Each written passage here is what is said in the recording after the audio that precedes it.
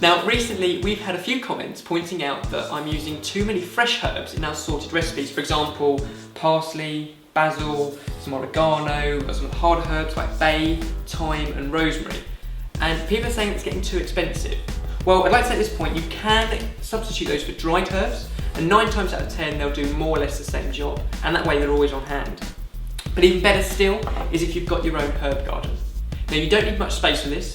It could just be a window box or a couple of containers outside the front door. That's all we've got here in the sorted kitchen.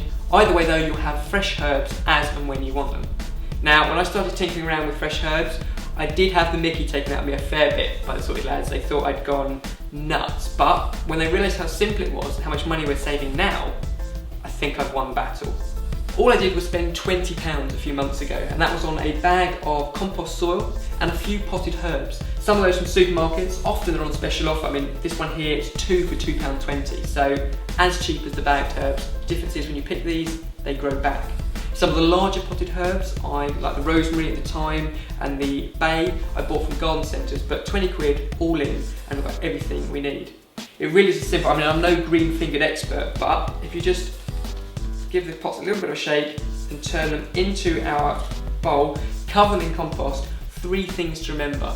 Good drainage, plenty of sunlight. I mean, after all, these are often grown in hot or Mediterranean climates, so they like their sun. And lastly, plenty of water, a couple of times a week.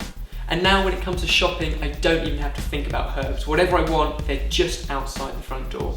So there's our herb garden, sorted.